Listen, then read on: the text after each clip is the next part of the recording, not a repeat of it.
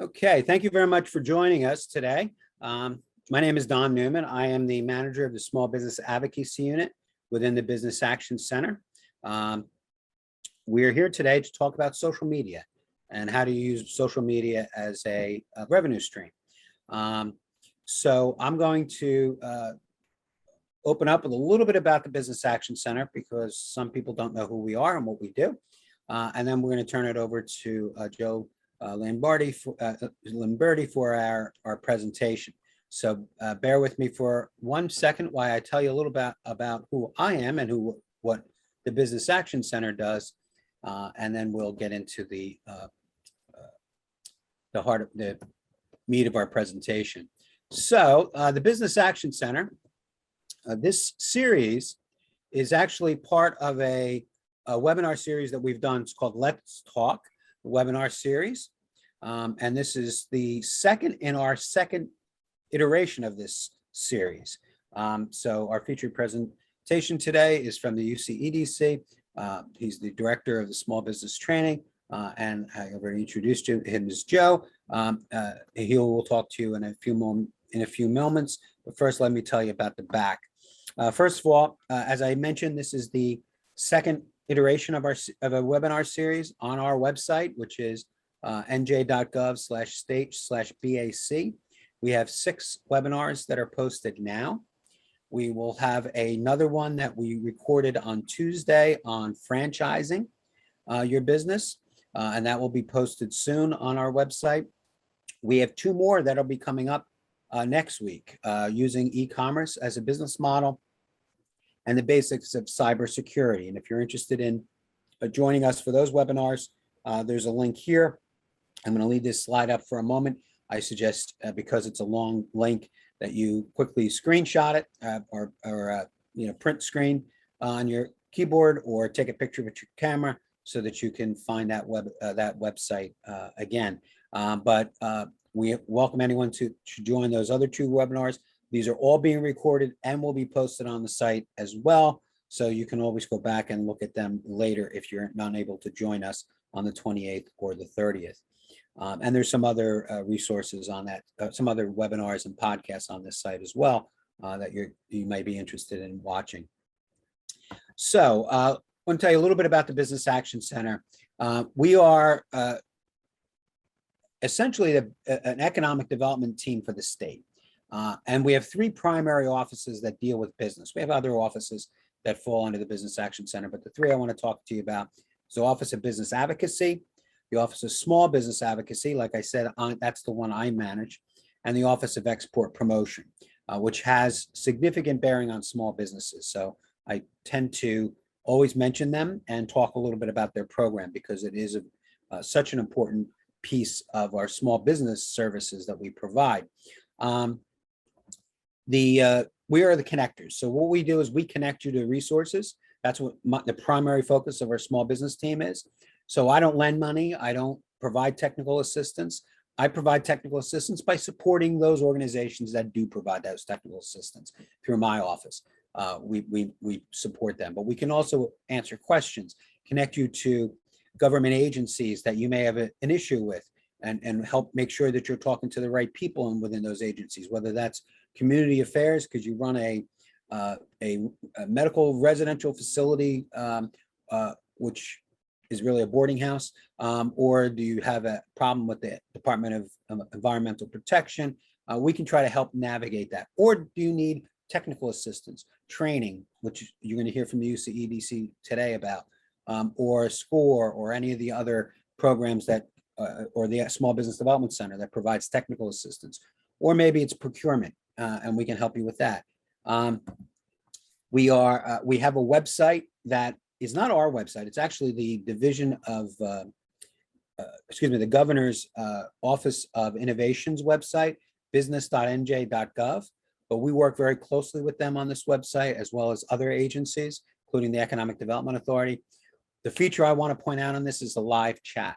You're able to go to this website, click on a little icon in the bottom right-hand corner, which brings up a chat bot, a chat box, not a bot, chat box where you can ask questions.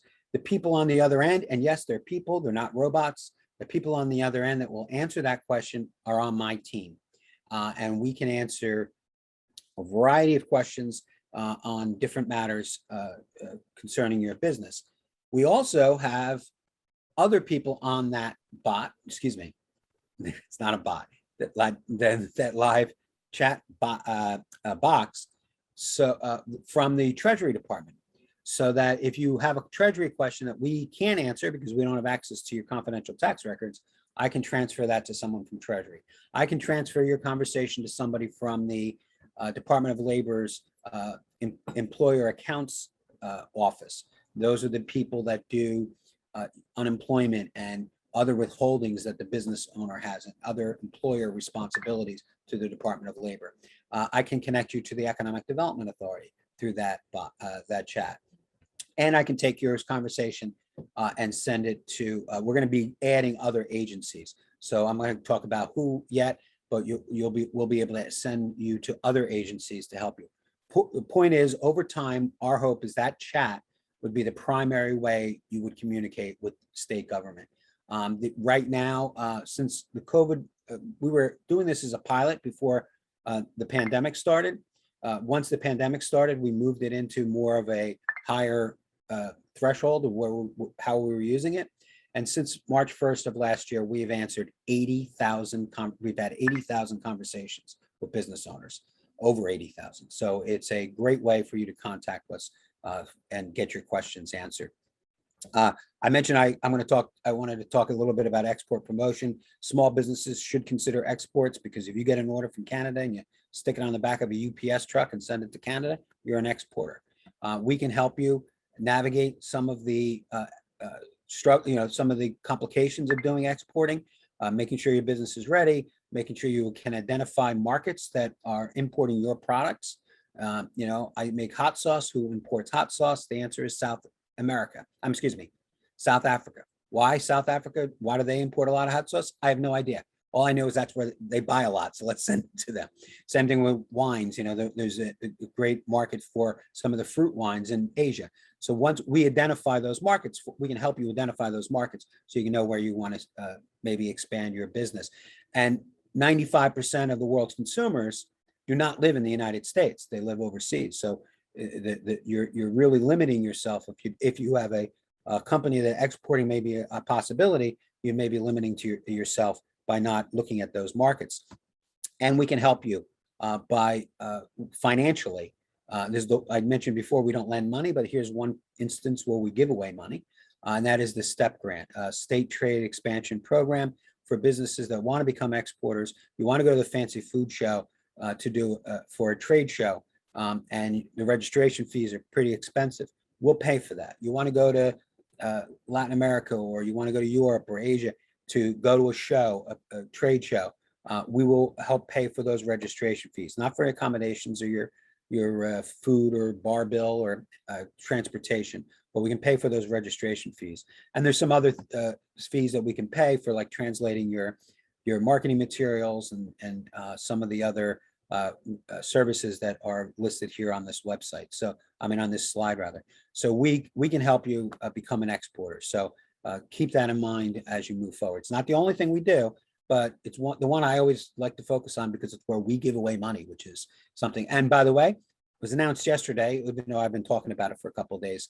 The latest grant that we received for this program, we get the money for this program from the SBA. The latest grant for this program is the highest we've ever received, $1.25 million. So in the next year, from October 1st, because that's the fiscal year for the feds, from October 1st until the end of September of next year, we're going to be giving away $1.25 million to businesses to become exporters. And this is some contact information for anyone that's interested in pursuing this feature of what we do. This is general contact information for us. We still have a hotline, 1-800-JERSEY-7. I already spoke about our live chat. My email address is there at the bottom. Again, you can either print screen this page, or come back and watch the video once we have it up in a week or so. And feel free to reach out to me directly if you have any questions on anything that we have here. All right. I mentioned I didn't mention briefly our business advocate team, which is really for companies that have projects like building a building or major regulatory issues. They tend to be larger, medium to large businesses as opposed to the small businesses. But that's the contact information for them in case you had one of those kinds of issues. But you can always come to me as well. And if it's appropriate, I'll refer you to one of our business advocates. And that's really all I wanted to say about the Business Action Center, because I don't want to take up too much time. And but if you have any questions, feel free to ask it at the end or reach out to me directly. So I'm going to stop sharing, and I'm going to turn the conversation over to Joe from the UCEDC, and I think you'll find his presentation quite informative. Thank you very much.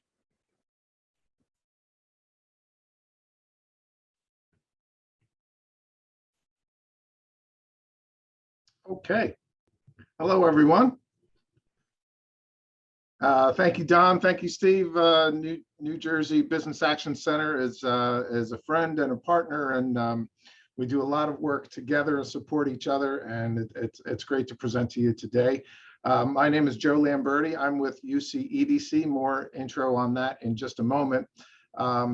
Looks like I'm going to be with you till about 12:45. And we're going to talk about social media basics for small business. Thank you again, New Jersey Business Action Center. I want to tell you a little bit about what UCEDC does, and then move into what we're covering today. So we're a nonprofit economic development corporation, as you can see, behind me, and our logo on the what you're looking at is our homepage of our website. We, in a phrase, we're resources and solutions for small business.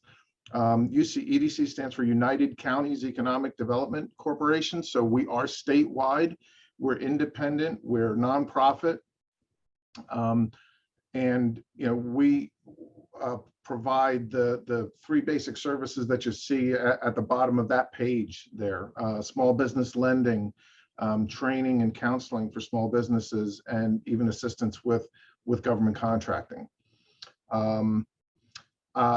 I didn't open the Zoom today, so I couldn't create this poll, but it would be interesting to find out if there are any people that are brand new to social media or already using social media for your business. Maybe just communicate that in the chat, and just a general idea if there's brand new businesses out there in the audience or existing businesses.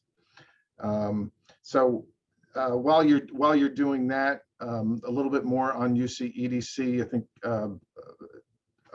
Don mentioned the resources that he connects people to, and one of them is us as what's called the CDFI, Community Development Financial Institution, and as such we're lending to startups and early stage businesses that most banks really won't do or can't do. And we're definitely focused on our mission in that regard for underrepresented market areas and underrepresented populations. And we've got a couple of special programs that address that. So definitely want to encourage you to go onto our website, ucedc.com. Very simple. Drop down the loans tab, drop down the training tab, and you can see what might be of further interest to you. So moving along, so Don can monitor that chat, and feel free to speak up if you're kind of getting a trend of the type of businesses in the audience. So today, really going to cover just some basics, introduce you to a bunch of concepts and things to think about that really we can do one-on-one as follow-up, because everybody's business is different, especially when it comes to social media. You could really go down a rabbit hole and do too much or not do enough or pick the wrong platforms, and there's 90 ways to make mistakes about it, and it really has to be custom tailored to the kind of business that you're in. But there's certain fundamentals and concepts that apply to everybody, and we're going to cover a bit of that, and then I'm going to follow up to your emails, and I can send you some links and references and so forth. So the general objectives for today, the fundamentals of social media within the context of digital marketing. So social media is just a part of digital marketing, and digital marketing is a part of your whole marketing strategy. Integration of digital marketing into your overall promotions, looking at social media as a marketing communications tool, and we'll look at what the popular social media platforms are, to this day. So, everything starts with kind of a definition. I'm not going to bore you to death with the definition. I think everybody kind of gets a really good feel for what digital marketing is, what social media is. But as part of digital marketing, this is anything that's targeted, measurable, to further market your products and services. So, it's a form of marketing communications. And where does it fit in? Digital marketing and social media. The social media part of it is, basically including social media into your marketing communications plan. So you want to make sure that you have a grasp on the marketing strategy in general. So I'm just going to back up a little bit for you before we get too deep into social media, because those classic 4 Ps of marketing, the marketing mix, the product or service that you offer, the price that you set, the place or the distribution channel, for example, and the promotion therein. So out of all the promotion, the advertising, the personal selling, the sales promotion, public relations, et cetera, well, digital marketing, social media fits right into that area. And if you notice in this diagram, what's at the middle? Your target market. So you really have to define who your target audience is. Otherwise, you're really just kind of using a shotgun approach with any medium, whether it's traditional advertising media or into social media marketing. So again, just for further fundamentals, considering what's inbound and what's outbound, your website. Usually we have a full workshop on digital marketing and social media and spend a lot of time talking about the fundamentals of your website and what that should do, and using that as the core of your digital marketing platform. And we're not going to do that today. We're going to focus on social media. But when you look at outbound versus inbound, the inbound, your website is that's the virtual version of your storefront, right? And you want to optimize the search engine results and utilize social media communications. The outbound is where you're paying for ads on social media. We'll touch on that in just a moment. Any kind of mobile marketing like text messaging and email falls into that area. So looking at what social media really is in terms of a broad definition, this is, I'm sure you all use social media, at least on a personal level, maybe not on a business level yet, but this is that catch-all term for any kind of internet application, allowing users to create content and share, interact with each other, heavy emphasis on interacting, communicating. I like to say that the social media is really a digital way of generating more word of mouth.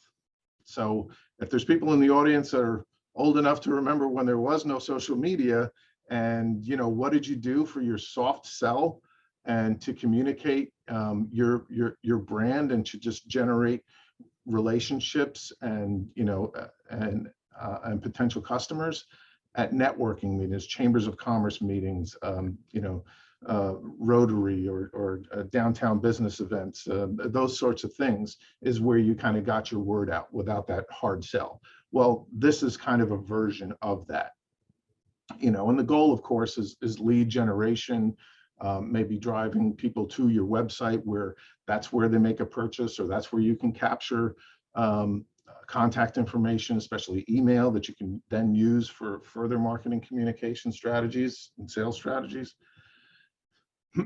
So social media examples, focusing just on social media now. You know, there's obvious ones, and this list is deliberate and it is in that order for a reason, and I'll touch on that in just a moment.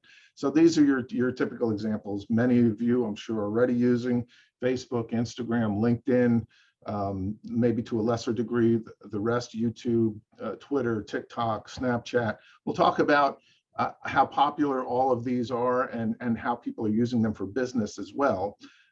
So social media platforms that are most used by marketers, I want to credit Social Media Examiner that puts out a annual social media marketing industry report.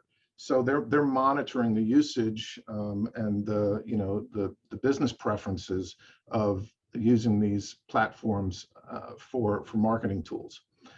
So some notable changes since 2020.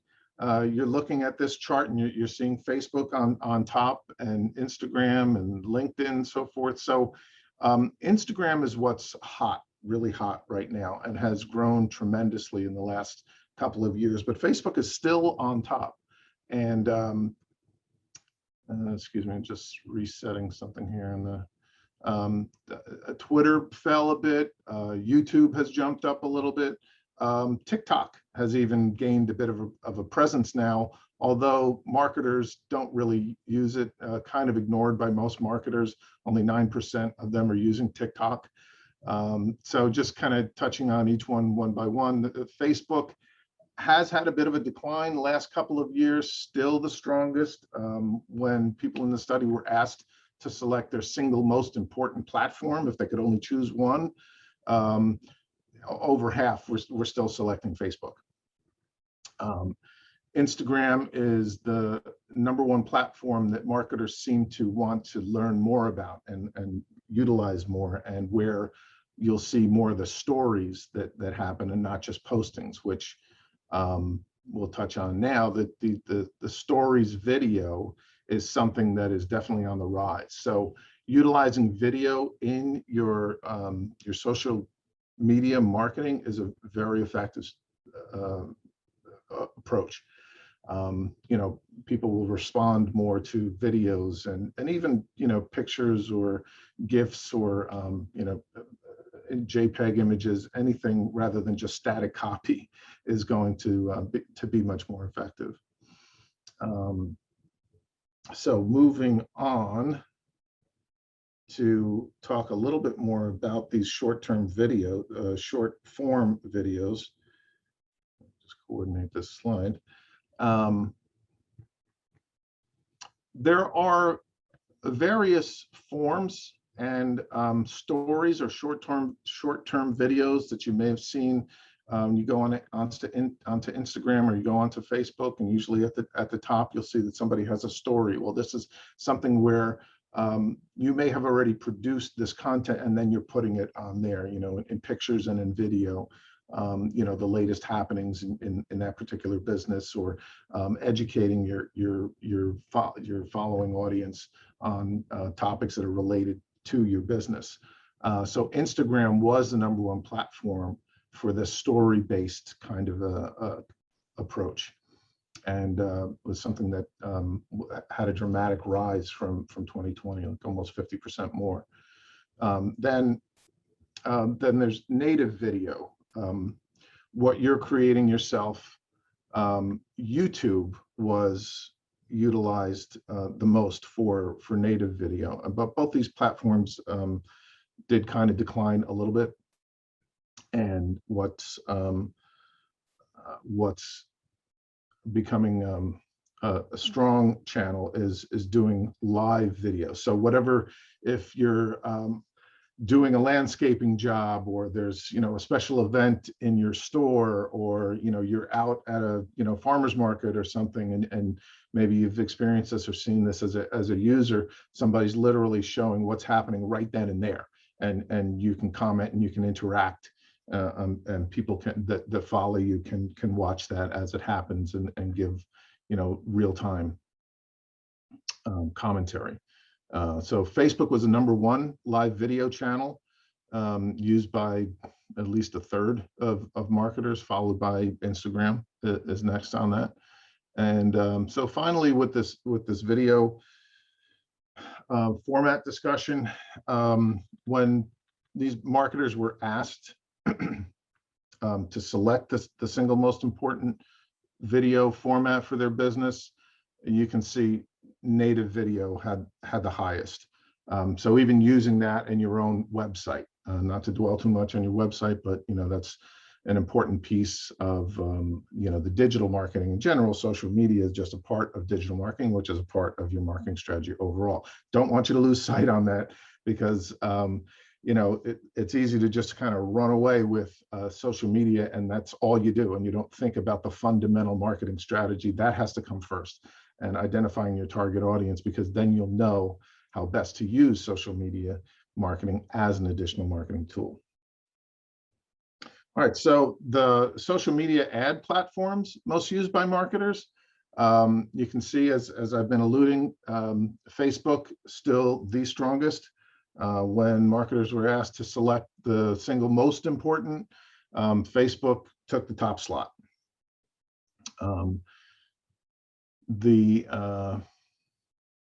If you want to look and break it down in terms of business to consumer businesses versus business to business businesses out there, so those of you in the audience that are selling to the consumer level, you're B2C.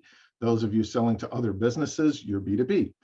So B2C marketers are more likely to use Facebook ads than in B2B, and B2B marketers place more value on LinkedIn ads. So when you're paying for social media as opposed to organic, and organic is something where you're interacting with followers, they're commenting on your posts, and hopefully, and this is a definite recommended strategy, comment on theirs as well. So social media is, I bring this back to imagining the scene at a Chamber of Commerce meeting or some networking gathering like that. What are you trying to do? You're trying to establish relationships, not necessarily just find people and companies to sell to, but vendors, suppliers, to just build your business in general and form relationships. Well, social media is just an extension of that, and enables you to do it exponentially, across many more people at the same time. But at its heart, that's what it is. You're forming relationships, keeping that conversation going, the soft sell, so to speak. And then, maybe that the objective there, and we'll get into some guidelines to follow. Maybe that's to push them to your website where the sale happens, or to come into if you have a brick and mortar store. So, you need to set goals in that regard. So on the next slide, these are really effective social media marketing tips. And I'll credit an article in Entrepreneur magazine. This is Entrepreneur magazine is something that we utilize quite a bit. There's a great book titled "So You Want to Be in Your Own Business." That's a book that we use in our entrepreneurship course. And it's sort of the textbook, if you will, that we use as a reference, and give that away to people that sign up for the entrepreneurship courses that we do. If you, I'll send you this link as well.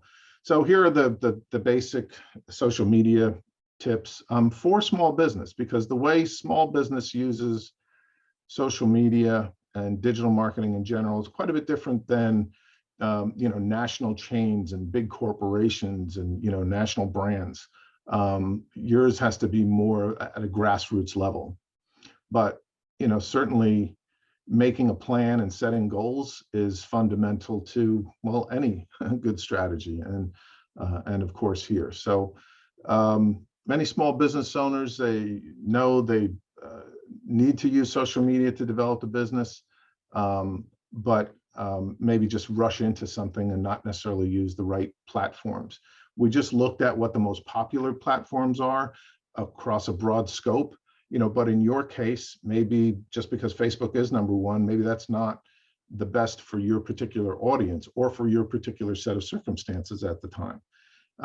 So there's a link that I can send you on that subject as well.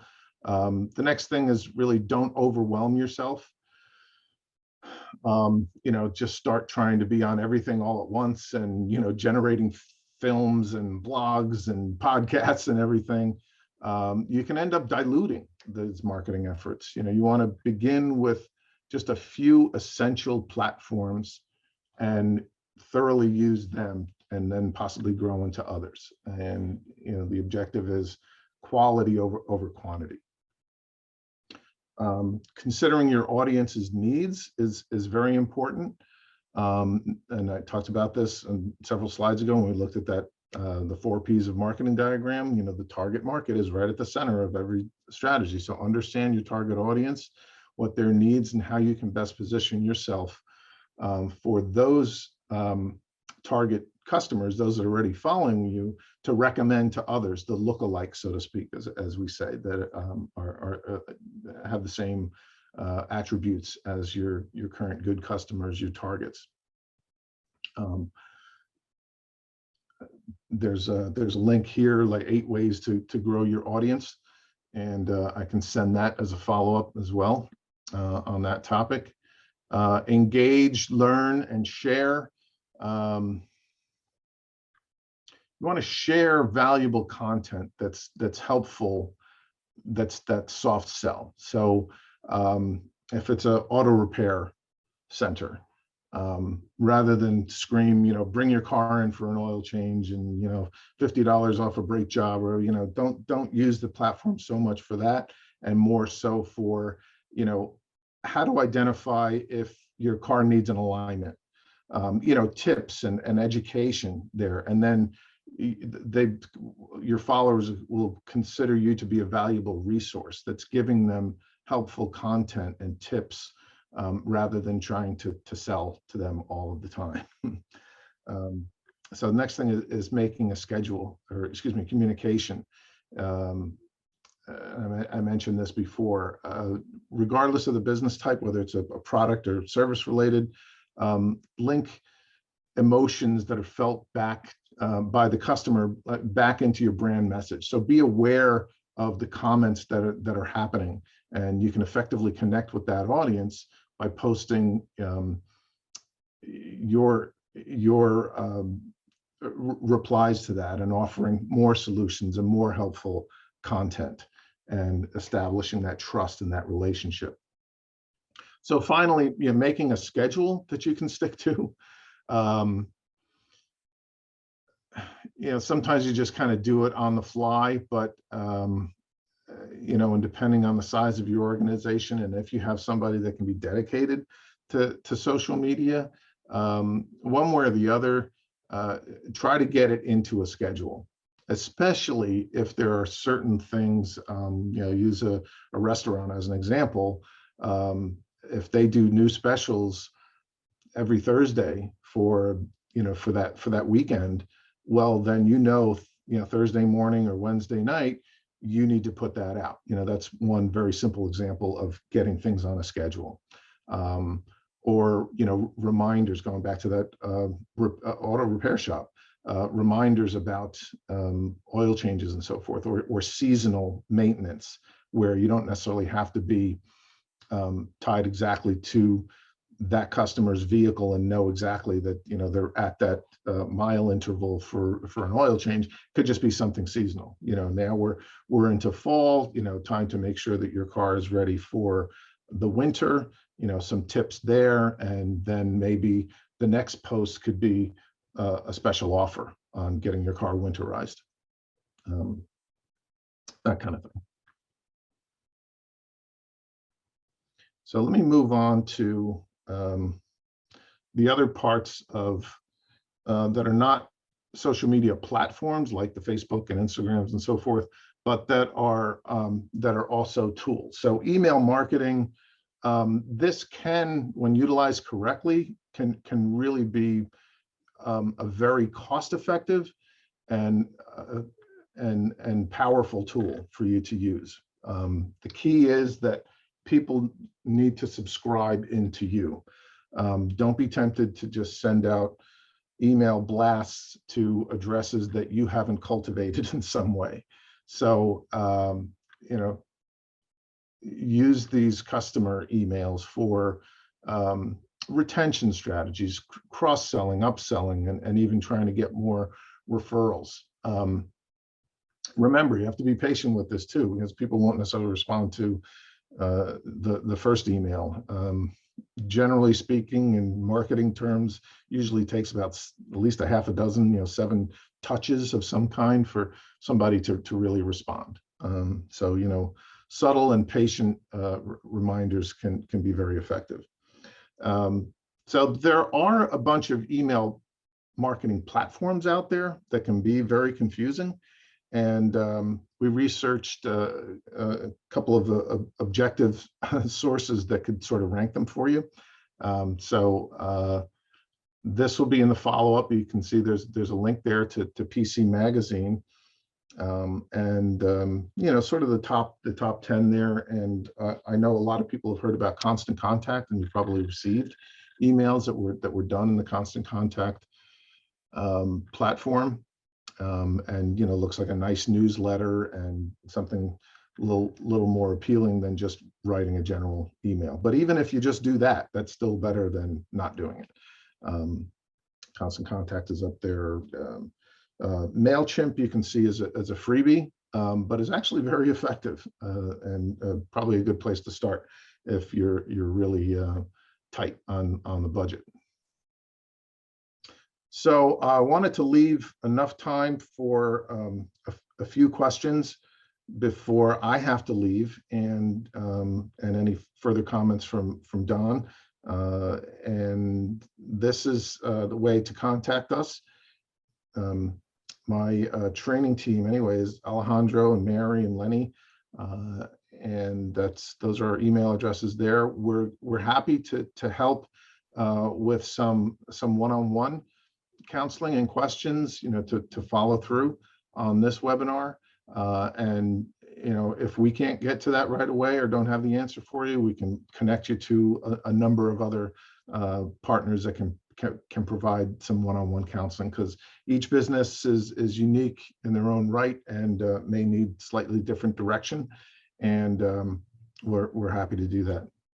So let's see if there are any questions that we can answer in the next 5 or 10 minutes. Yeah, I don't see anything in the chat, but as of yet, but I'm welcome. I welcome anyone to put a question into the chat, or we'll be able to answer them. I can, there's a bit of a scheduling conflict, so Joe's going to be going in a few minutes, but I can hang out for a little while longer after that to answer any other questions that may come up. But please don't be shy, jump in there.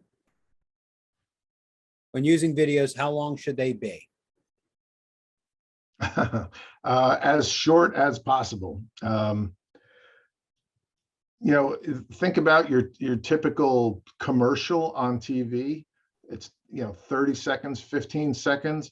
It's an even shorter attention span when on any kind of social media platform. So 10 seconds is a good rule of thumb, unless it's the live video that we touched on earlier, where you're at an event or there's something special going on, or even like providing a training session, or you're showing an example of how to power wash the driveway. That will go on longer because the content is worth it. But anything else, keep it short and sweet, and caption it. See, I run a home-based electronics repair store. I only have an Instagram. Should I also create a website? The kind of business again? A home-based electronics repair store. Electronics repair. I would definitely encourage you to have a website in addition, and kind of make that the foundation, because the website is something you control. Think of it as the website is the virtual version of coming into your store,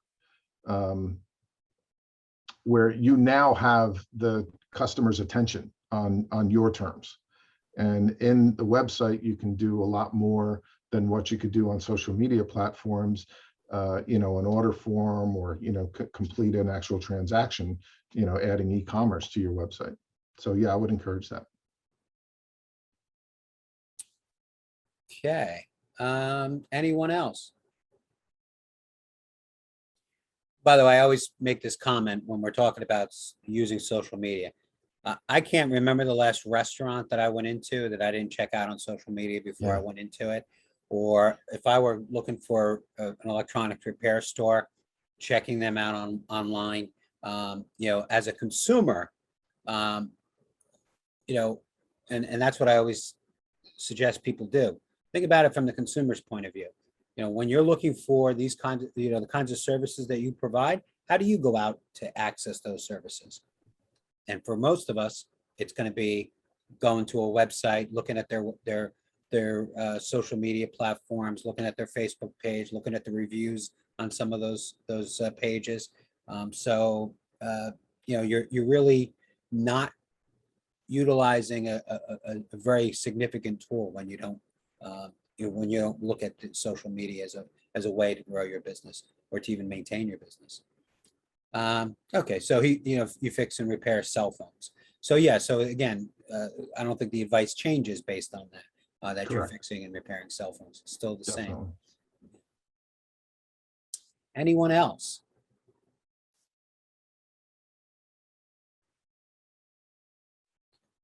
Well, I'm gonna keep, like I say, I'm gonna keep this live for a few more minutes, in case anyone has any follow-up questions. I don't want to keep Joe past, but I do want to thank him, take a moment to thank you, Joe, for doing this. We are always appreciative of the expertise that we can get from our partners, whether it be the UCEDC or the other partners that are sharing our webinar series. I appreciate you taking the time to do this. And I'm sorry you got a little bit of a scheduling conflict, so you're going to cut out early, but that's fine. The information you provided us was informative and useful, and I appreciate it. So if you need to knock off and go, that's fine. And like I say, I will stick around for a few more minutes. I can answer a lot of different questions, or I can get you to the right people to answer them if I don't know the answer. So I'm glad to do that. But thank you very much. And Absolutely. And I'll be talking to you soon. It's my pleasure, and thanks again for the opportunity to present. Don, I guess we'll connect later with how to get the slides out, and some of the links and references that I mentioned that I can follow up out to the attendees. Absolutely, we'll take so care. So thanks again. Hopefully you found it helpful, and the conversation continues. So take care. Have a great day, everyone. I'm going to sign off. Great. Thank you very much. Okay. So when he signs off, I think his screen's going to go away. I mean, his slides, since he's sharing. But okay, there we go. So anyway, so again, I am, I'm pretty good at answering questions on a lot of different business matters. This is what we do at the Small Business Unit within the Business Action Center. Just help you navigate government, learn about different subject matters. So I'm happy to take any other questions. Like I say, I apologize. We usually go an hour. We usually go 45 minutes and then open it up for questions. Unfortunately, because of a scheduling conflict, Joe had to log off a little bit earlier than we normally do, but I still appreciate his participation because he has a wealth of knowledge and he's a good trainer. That the UCEDC has great training programs. So they're always a great start. So I do have a question here. Started my LLC in February 2021. Am I able to apply for grants? And if so, which grants? Okay. Grant funding serves a particular purpose. So right now, for example, there is grant funding available for businesses that were impacted by the remnants of Hurricane Ida and the flooding. And that's up to $5,000 from the Economic Development Authority. There is grant funding for on-the-job training grants. So if you're hiring a returning veteran, there may be some funding that help you cover the hiring a veteran, they're part of their salary for the first 6 months that they work for you. That's what grant funding is about. It is an incentive in some instances, like the on-the-job training grant, to hire certain people, or it's to assist you in some sort of catastrophe or some other things where we're trying to provide you help. If you're looking to finance your business and you're looking for grant funding, I'm going to be blunt. You're barking up the wrong tree. That doesn't really exist. There's some low interest lending that we might be able to help you with, but that's a different issue. So what I would recommend is that you reach out to me, donald.newman@sos.nj.gov, or go to our live chat on business.nj.gov. And we can send you some information about funding sources and finding funding sources. And the first one I would tell you is either go to the small business development centers, which provide free one-on-one counseling to business owners. It's funded by the SBA and by my office here at the Business Action Center. So they can provide you with a business plan and talk to you about funding, or the UCEDC's entrepreneurship programs, which are excellent. They're a little different. They're not as much, it's not so much one-on-one counseling, but classroom setting now virtually, but they can talk to you about financing. But grants are, unfortunately, a lot of people have this vision that I start a business, then I can just get this grant money, and that's really not accurate at all. But we can have that conversation offline a little bit, so I can learn a little bit more about your business, how much you need, that kind of thing. We can talk about that. Anybody else? Okay. Well, I'm going to give you one more plug for our seminars next week, which is e-commerce, and then on which is Tuesday, and on Thursday, cybersecurity. Very important topic, because you'd have not only you may have customer information that you want to protect. You may have your own proprietary information, intellectual property that you want to protect. And you also want to make sure that you are not subject to ransomware attacks where somebody gets into your system. So that's going to be a good one on next Thursday, as well as the e-commerce one on Tuesday. CDFIs, is that another option? Yes. And that's actually what I was going to talk to you about. And UCEDC is a CDFI. CDFI is Community Development Financial Institution. I know Joe talked about it a little bit, but they're a special class of lender. They're nonprofits. They're authorized by the SBA. They do SBA lending. There are several in the state. UCEDC is one of them, and we can talk about some of the others. They have basically three primary programs. They all have at least two, if not all three of these programs that I'm going to mention. They may also have some other lending products, but one is a microloan. Microloans are SBA loans of up to $50,000. Then you have a 7A Community Advantage loan. Now, you may have heard of the word 7A loans before for banks, but there's a special class of those loans called 7A Community Advantage loans that are only available through the CDFIs. And those are loans of up to $250,000. And then there's a third loan product that they often use, which is called a 504 loan. 504 loan is for buying real estate or major equipment purchases, like, production equipment, not buying a laptop for one of your employees, but major production equipment that's going to be attached to the building, and what that is really fills a gap. So you get traditional finance, you may need to get traditional financing for that.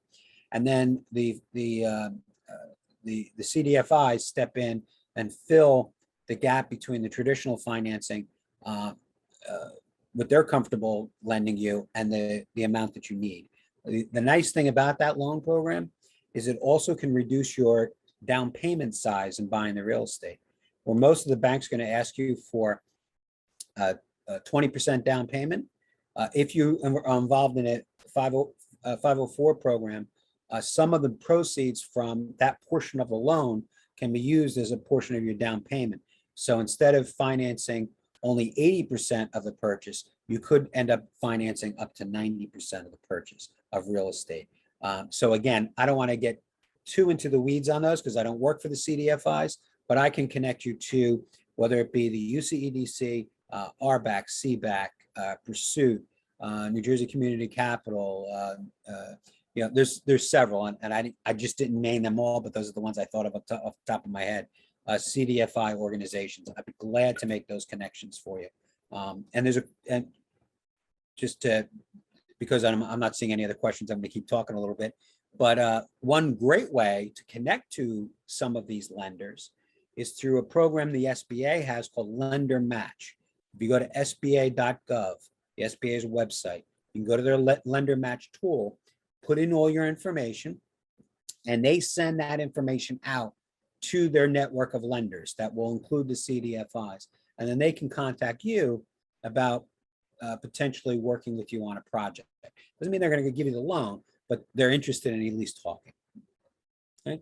How does company partner with other government organizations and government contracts? Government procurement's very complicated and very, very highly regulated. So there's a couple of things you should do.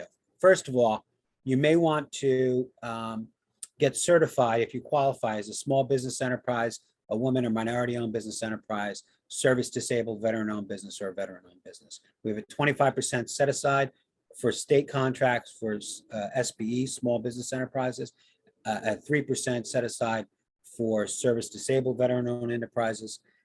We don't have set asides for women and minority, but we do try to bring them into the contracting pool. However, it's complicated. There are multiple laws, highly regulated. I could do an hour and a half on procurement. I have done hour and a half presentations just on government procurement, but I will leave you with two pieces of information. One is PTAC centers, Procurement Technical Assistance Centers. That is an organization that is funded by the Department of Defense and helps businesses become government contractors.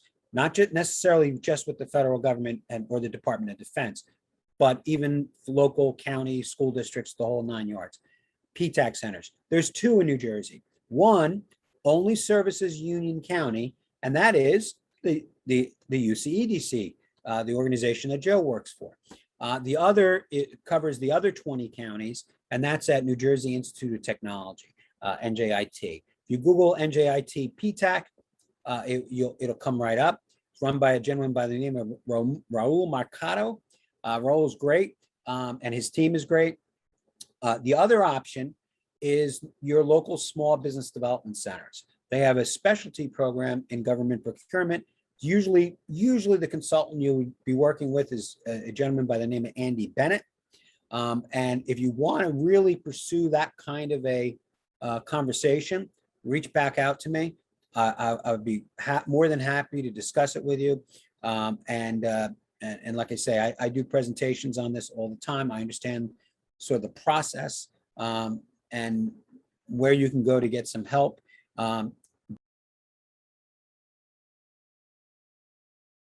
Contract. It takes a lot of work. You're penetrating a new market, and it takes a lot of work. You're penetrating a new market. And although that market is the largest purchaser of goods and services in the world, government, you need to understand the market and how they purchase and so on. So it takes a little bit of time. And the second thing is that you're going to probably end up being a subcontractor first. That's how those contracts work. You end up being a subcontractor.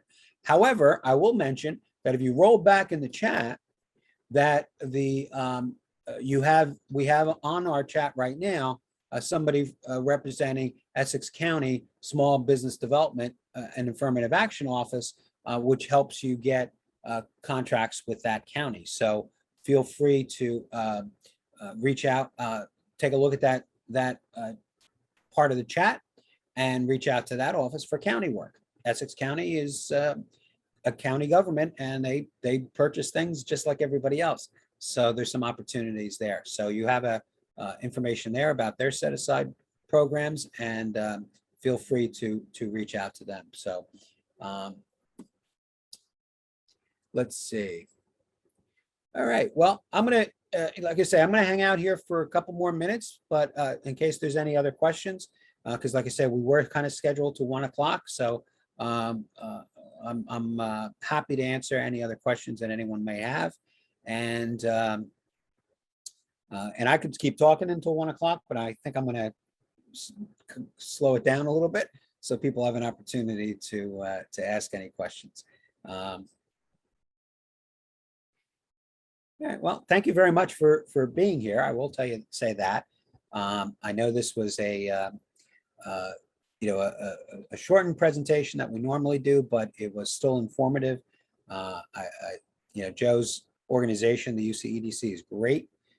They're, like I say, they're a CDFI, so they do a lot of lending. They do also have a great training programs. They have an Entrepreneurship 101 training program for new entrepreneurs. They also have webinars and workshops all the time on the kinds of subjects we talked about today. So check out their website, ucedc.com, ucedc.com, and take a look at some of their programs, or come back and look at some of ours that we're going to be doing next week and in the future. Okay, well, not seeing anything else, but we still got a few people that are hanging in there. So I'm going to just call this a day. Thank you all again for being here. You have my contact information. You have any further questions or anything that you want to talk about in private instead of in this group, feel free to reach out to me. All right. Thank you very much, everyone, and have a great rest of your afternoon. Thank you.